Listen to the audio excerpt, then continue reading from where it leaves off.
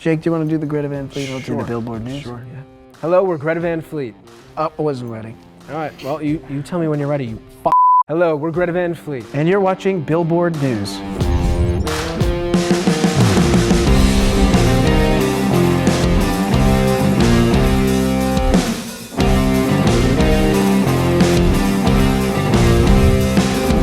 Hey, I'm Lindsay Havens for Billboard News, and we are here with Greta Van Fleet.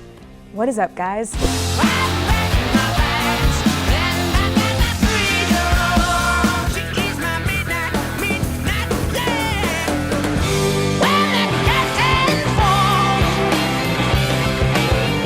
We are here to talk about your stellar third album, Starcatcher, out in July. Yes, stellar. I think that's a really appropriate term for an album called Starcatcher. When did you start talking about even making a third album? Like, how do you know when it's time? The funny thing is we're always moving on to the next. Yeah. We're actually about to start the next album as we speak. That's why we brought you here today. There are songs that go in and out of time for us. Some get shelved and then you pick them up again because they make sense for that thing that you're looking for. And a lot of this stuff just comes about spontaneously and ends up on the record that we're working on.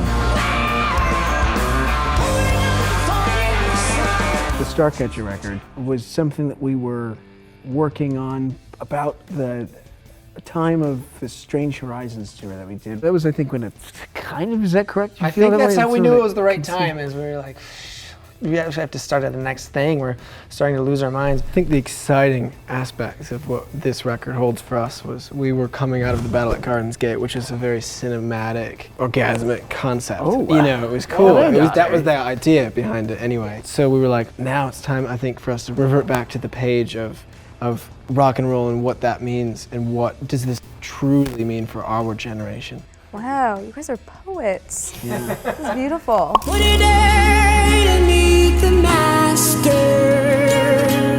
The lead single, Meeting the Master, I feel like that encompasses everything that we're talking about here. Was that an obvious choice to be the intro to this album, or was there some debate? I think it was the opposite in some sense. I think it Depends It's more on of a what. personal choice. Yeah. was the obvious curveball. Sam and I did actually all the group vocals on the track. Oh, wow. We just track after track, we just did all the group vocals and Yeah, you guys were actually like recording. They were the song. doing some other thing. They were doing the heavy lifting. You guys did Yeah. nothing. That's how quick Dave works. We were writing it. Wow. And we were upstairs on a different console. And I thought, because we were kind of demoing it upstairs while, you know, they were building other concepts out, or I don't, you know, it was sort of, we brought it back to the table and went, okay, I think this is really good.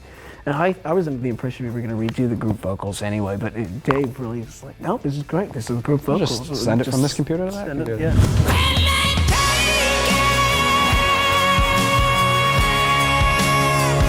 Do you all have favorite songs? Is it easy or hard to pick a favorite song once you finish an album? I think it's pretty difficult. Pretty difficult, yeah. And at least personally for Kill me, your it's just because of darlings. how vast their sounds and meanings are. Yeah, there's a lot of contrast. A lot of contrast. I have favorites to play, but that doesn't necessarily mean it was my favorite to write or listen to in any sense. You know, Totally. they come from all sorts of different angles. I mean, I think it's really interesting on this record and any record. We sort of, as a group, write in terms of songs, and then all of a sudden there's enough material there to put an album together, and it's like, that's just gonna be what it is. This is interesting because if you picked a specific song that you liked, it wouldn't include the narrative of all these other songs. It wouldn't be telling the full story. So from an album perspective, where we look at it now, it's like, you can't select one because they all inform You need the whole next. thing. Yeah, it's like, do you have a favorite scene from a movie? So.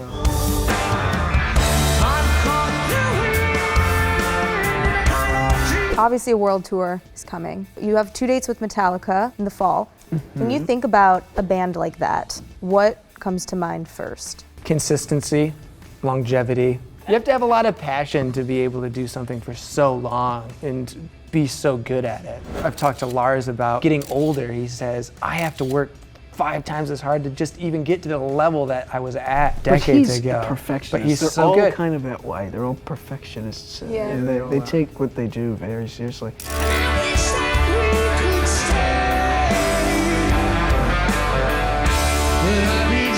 I said it at the beginning, I will say it again. Starcatcher is, I used the word stellar. It's fantastic. I love it. I hear the growth. I think it's really cool that this is the third album and you did something different, you know? And it really paid off. Congratulations. Fantastic. And I can't wait to see it live.